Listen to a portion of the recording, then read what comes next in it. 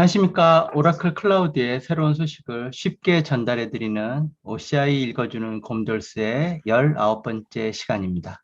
저는 이번 주도 역시나 진행을 맡은 자바 읽어주는 남자 아빠곰이고요. 안녕하십니까. 베어메탈입니다. 안녕하세요. 민수아빠입니다. 안녕하세요. 곰돌이입니다. 네, 한 주간 바쁜 일과를 보내고 주말이 되면 계획은 세우는데 실행은 잘 안 되는 게 다들 그런가요? 저도 계획해 놓은 스터디나 일들 많이 세우기는 하는데 실행은 잘 안 되네요. OCI 배우시는 분들 계획은 많으신데 잘 실행이 안 될 때 저희 곰돌스 한번 틀어 놓으시고 천천히 보시면서 따라해 보시는 거 추천드리겠습니다. 거창한 계획보다 지금 한 걸음이 나중 되면 더 나은 성과를 주는 경우가 많으니 한번 해보시길 바라면서 시작해 보겠습니다. 첫 번째 소식은 곰돌이 님이 전달해 주시겠습니다. 안녕하세요. 곰돌이입니다. 이번 소식은 이메일에 관련된 내용인데요. 제목을 보면 도메인 키스 아이덴티파이드 메일이 셀프 서비스로 가능하게 되었다는 내용입니다. 제목에서도 알 수 있듯이 이 기능이 지금까지 셀프 서비스가 아닌 서비스 리퀘스트에 의해서 가능했다는 뜻이기도 하죠. 그러면 이 도메인 키스 아이덴티파이드 메일, 이것을 줄여서 DKIM이라고 하는데요. 이것이 무엇인지 알아야 이해가 편할 것 같습니다. DKIM은 이메일에서 발신자의 위조를 검증하기 위한 기술 중에 하나입니다. 이메일 위장은 메일이 실제 소스가 아닌 다른 사용자가 다른 곳에서 보내는데도 정상 발송자처럼 보이도록 이메일 컨텐츠를 변경하는 것입니다. DKIM과 같은 이러한 검증 기술이 없다면 이메일의 무단 사용과 스팸 메일로 인해서 정상적인 서비스가 어렵겠죠. 적은 규모의 메일을 발송할 경우에는 이러한 설정이 간과되는 경우가 간혹 있습니다. 하지만 다량 메일의 경우에는 수신자 서버에서 스팸 처리하거나 블랙리스트로 아예 수신이 차단되는 경우도 있습니다.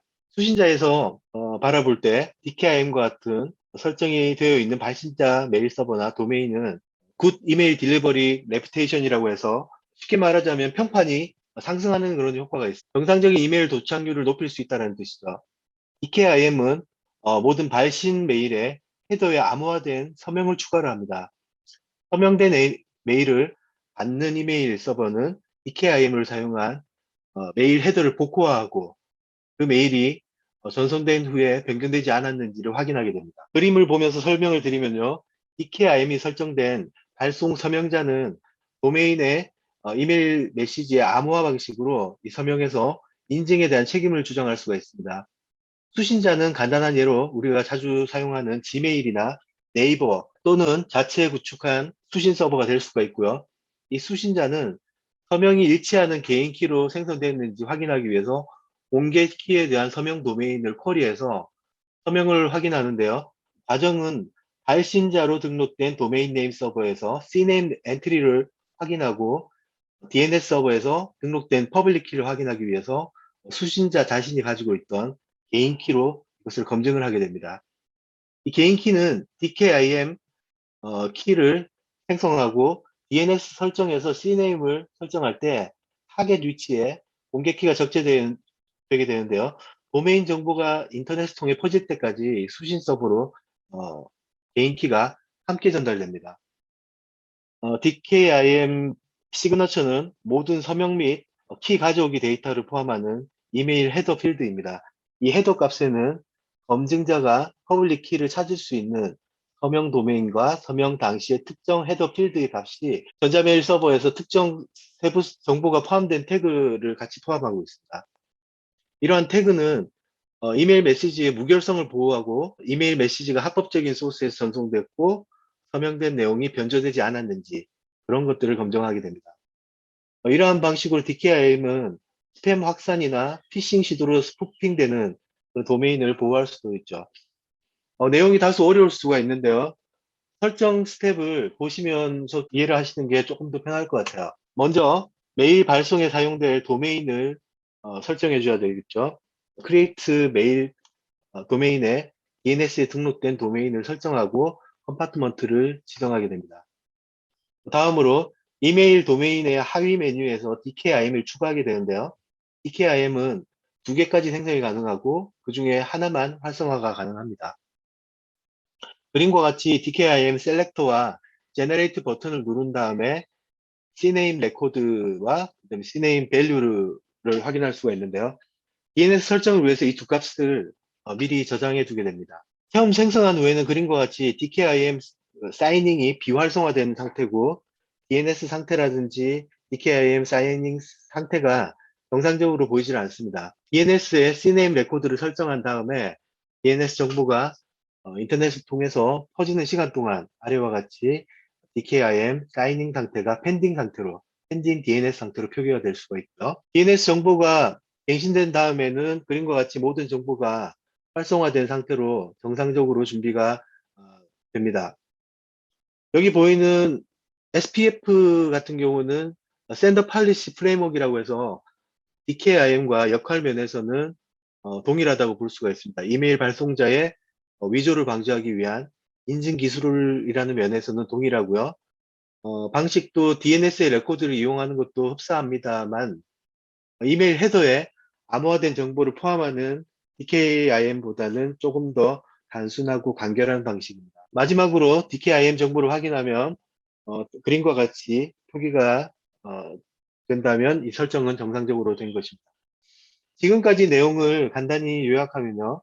DKIM은 이메일 수신자가 정상적인 발송자를 식별하고 통과하기 위한 그런 기술로서 공개 키와 암호 키를 이용해서 인증을 하고 이러한 키를 등록하고 설정하는 것이 OCI 이메일 서비스에서 이제는 셀프 서비스로 사용이 간편해졌다라고 이해하시면 되겠습니다. OCI 이메일 서비스에서 DKIM을 설정과 동작 방식에 대해서 확인했습니다. 감사합니다. 네, 감사합니다. 두 번째 내용은 Ks플라이스의 업데이트 소식으로 곰돌이 님이 설명해 주시겠습니다. 안녕하세요. 곰돌이입니다. OS 매니지먼트 서비스 관련 소식입니다. 설명을 한번 읽어보겠습니다. 이제 OS 매니지먼트 서비스를 이용해서 Ks플라이스 업데이트를 관리할 수 있습니다. OS 매니지먼트는 오라클 어토노머스 리눅스, 오라클 리눅스 어떤 것이든 관계없이 관리되는 인스턴스에 대해 Ks플라이스 업데이트를 관리하고 구성하는 편리함을 제공합니다라고 설명이 되어 있습니다. 내용은 간단한데요. 그럼 이제 Ks플라이스가 무엇인지 알아야 되겠죠? 제 기억에는 2013년쯤인가 오라클 리눅스의 Ks플라이스라는 업체에 Ks플라이스라는 제품을 인수합니다. 이 솔루션의 기능은 무중단 커널 패치를 지원하는 기술인데요. 당시에는 매우 획기적인 기능이었고 오라클 리눅스의 차별화된 기능으로 지금까지 널리 사용되고 있는 기술이기도 합니다. 그림을 한번 보면요. 일반적인 리눅스 배포본에서는 패치 프로세스가 유저 스페이스의 경우에는 시스템을 리부트하지 않더라도 변경사항을 적용할 수 있는데요. 내부에 있는 커널이나 glibc와 같은 시스템 콜을 직접 호출하는 이런 경우에는 리부팅이 반드시 필요하죠. 주로 커널의 보안 버그 또는 특정 시간에 다운타임을 계획하고 해야 되는 그 버그들 그런 것들을 적용할 때는 Ks플라이스를 적용하면 이런 다운타임을 필요 없이 무중단으로 커널 패치를 할 수가 있습니다. 여러 경우의 상황도 있겠지만 그 중에서 하나의 유즈 케이스를 살펴보면요. 예전에 그 윤초 적용 시점에 대한 커널 버그 같은 경우에는 해결 방법이 해당 시간이 도래하기 전에 패치 후에 한 번의 리부트이 필요한 경우 그런 경우들이 간혹 있습니다. 윤초가 반영되는 날짜를 맞이해서 리스크를 안고 정면 돌파하거나 아니면 도래하기 전에 날을 잡아서 패치하고 리부트를 할 것인가를 선택해야 되는데요.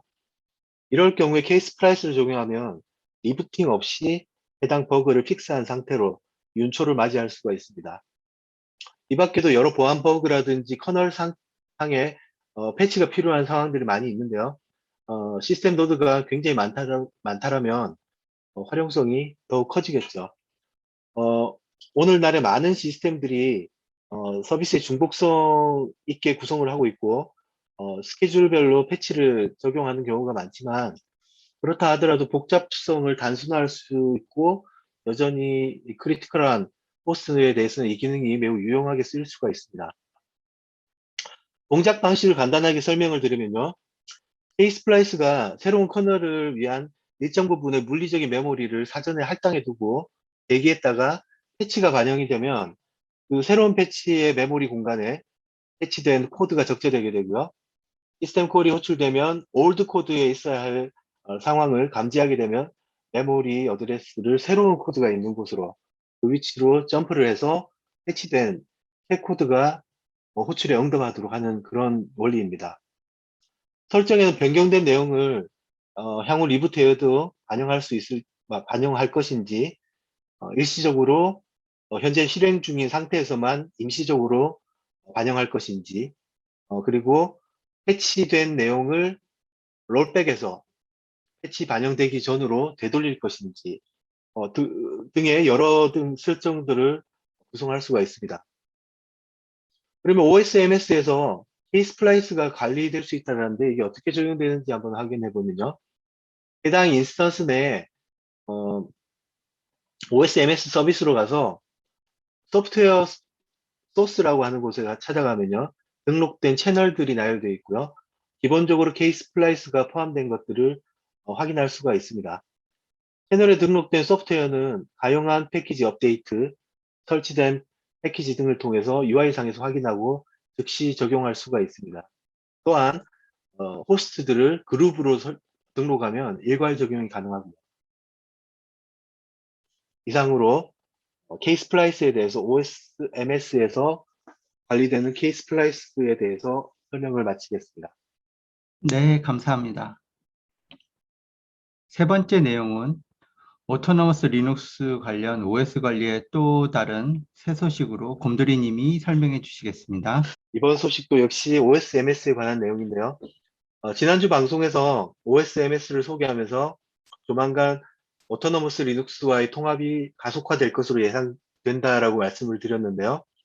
그 첫 번째 통합이 이번 주에 소개되었습니다. 오토노머스 리눅스의 컨셉을 크게 두 가지로 요약하면요. 바로 앞에 소개드린 케이스플라이스 기능을 오토노머스 리눅스는 기본적으로 탑재하고 있어서 무정지 커널 패치 등의 운영체제 관리, 작업의 복잡성, 오버헤드 등을 줄일 수가 있습니다.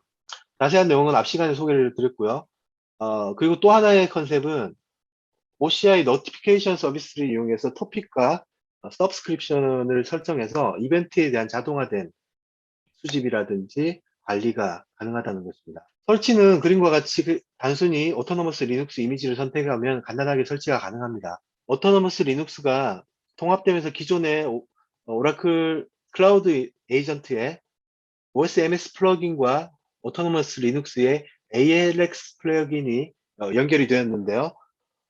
오토노머스 리눅스를 선택해서 설치하면 인스턴스 생성 시에 또는 생성 후에 에이전트 정보를 보면 오토노머스 리눅스가 그림과 같이 포함된 것을 확인할 수가 있습니다. 사전 작업으로는 테넌시하고 해당 인스턴스가 위치한 컴파트먼트의 IAM 팔리시를 지정해 줘야 됩니다. 보기는 테넌시 기준으로 되었고요. 다이나믹 그룹이 테넌시 내에서 OSMS와 관련된 리소스를 사용할 수 있는 권한을 부여하는 그런 과정입니다. 자세한 정보는 매뉴얼을 통해서 확인할 수가 있고요. IAM 팔리시와 에이전트의 플러긴이 정상적으로 활성화되어 있으면 이제부터 오토노머스 리눅스를 OSMS에서 본격적으로 관리를 할 수가 있습니다. 인스턴스의 리소스 중에는 OS 매니지먼트를 선택하고 그림과 같이 오토노머스 리눅스를 자동으로 감지하게 되는데요. 기존에는 OSMS에 업그레이드가 필요한 패키지 수와 위험 순위별로 구분돼서 기록이 몇 개가 크리티컬이고 몇 개가 워닝이고 이런 것들이 표기가 됐고요.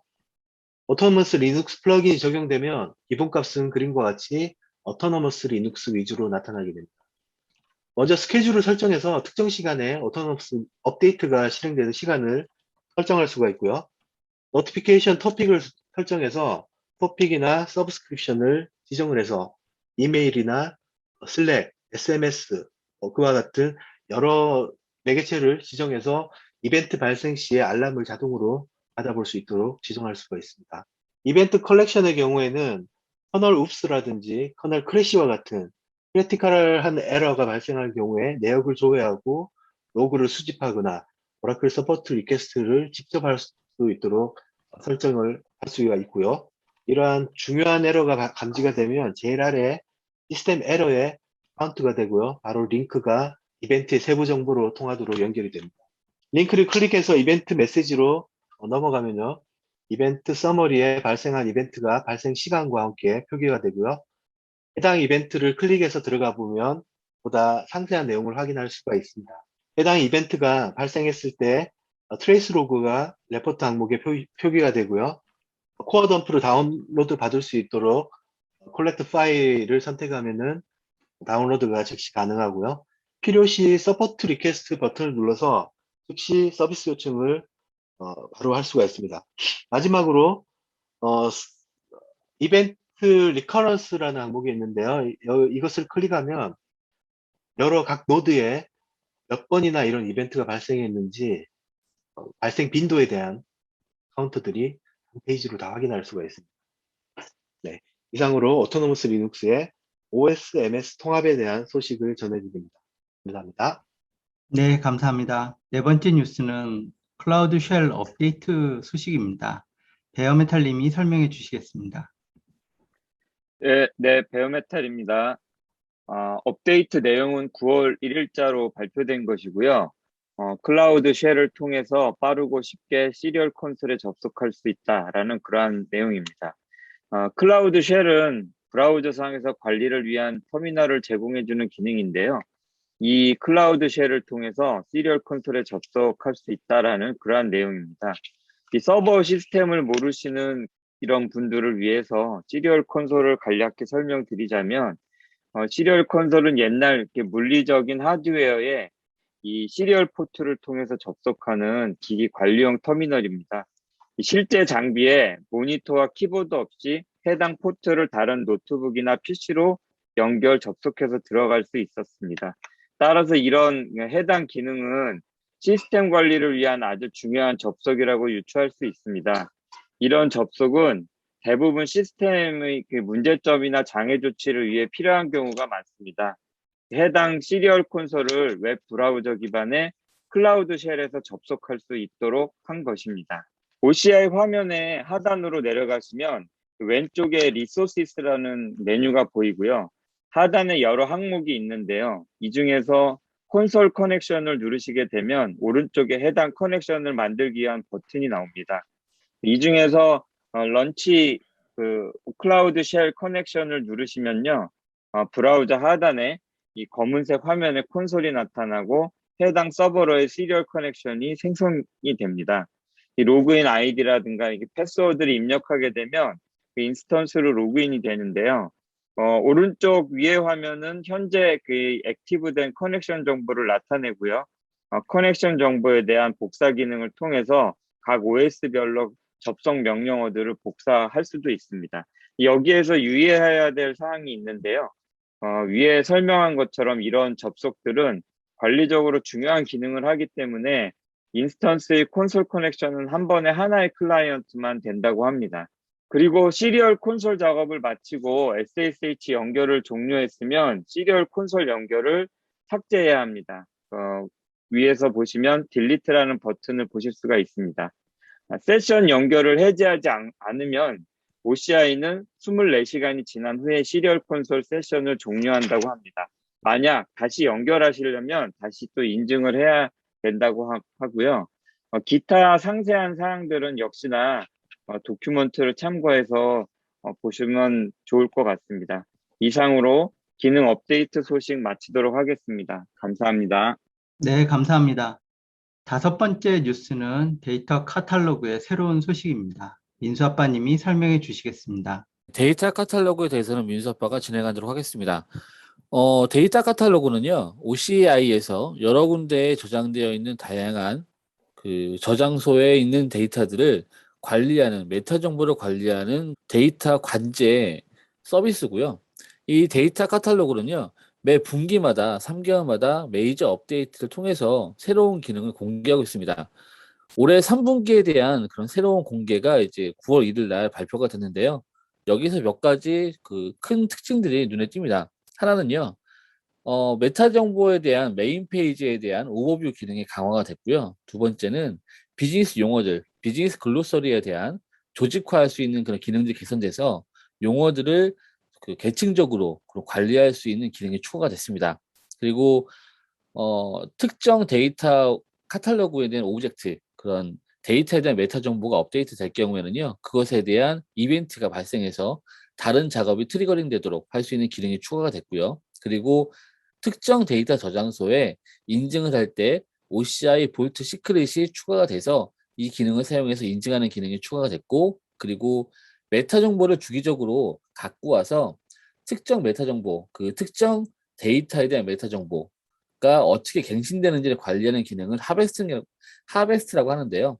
MySQL 데이터베이스 서비스 OCI의 MDS입니다. 그래서 OCI MySQL 서비스인 MDS 테이블에 대해서 메타 정보를 주기적으로 갖고 오는 하베스팅 기능이 추가됐다는 소식이 전해지고 있습니다. 점차 데이터 카탈로그는요, 그 데이터를 관리하는 메타 정보를 관리하는 범위가 늘어나고 있고요. 데이터 카탈로그를 이용해서 CI에 있는 서비스들이 데이터를 관리하거나 메타 정보를 관리할 때 이 기능을 사용해서 좀 더 기능이 확장되고 있는 것을 볼 수가 있습니다. 이번 3분기에 발표된 데이터 카탈로그의 신규 기능에 대한 요약은 이것으로 마치도록 하겠습니다. 네, 감사합니다. 이번 주에는 오라클 라이브 랩스의 신규 문서가 2개 공개됐습니다.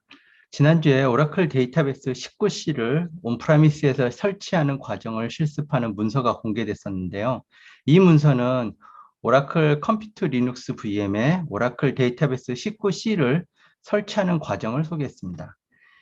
이번 주에 공개된 문서는 이 문서의 후속 문서라고 보시면 될 것 같습니다. 첫 번째 공개 문서는 오라클 데이터베이스 19C의 뉴 피처 문서를 소개합니다. 앞에서 설치한 데이터베이스를 실행하여 신규 기능을 설명하는 문서입니다. PDB, PDB 이관, TTS 임포트, 익스포트, 그다음에 트랜스페어런트 데이터 인크립션, 컬럼 복원, 알멘 신규 기능 등을 실습하는 과정을 다룹니다. 두 번째 공개 문서는 오라클 데이터베이스의 액티브 데이터 가드를 이용하여 DR을 구성하는 과정을 실습하는 문서입니다. OCI 컴퓨터 VM에 데이터베이스를 2개 설치를 하고 액티브 데이터로 동기화 설정하는 과정을 실습하는 문서입니다. 이번 주에는 온프라미스에서 데이터베이스 작업을 하기 전에 클라우드에서 사전 연습 또는 실습을 지원하는 문서가 공개된 것입니다. 현재 오라클 라이브 랩스에 공개된 문서는 전체 248개입니다. 마치도록 하겠습니다. 감사합니다. 자, 이렇게 해서 이번 주 준비한 소식들은 다 전해드렸고요. 오늘 저희 설명을 듣고 궁금하시다고 생각되는 질문은 꼭 댓글로 남겨주시고요. 이상으로 OCI 읽어주는 곰돌수 19번째 시간을 마치도록 하겠습니다. OCI 읽어주는 곰돌수가 유익하다고 느껴지신다면 구독, 좋아요, 알림 설정 부탁드리겠습니다. 지금까지 OCI 읽어주는 곰돌수의 아빠곰, 베어메탈. 인수 아빠, 곰돌입니다. 네, 감사합니다. 감사합니다. 네, 감사합니다. 수고하셨습니다. 수고하셨습니다. 감사합니다.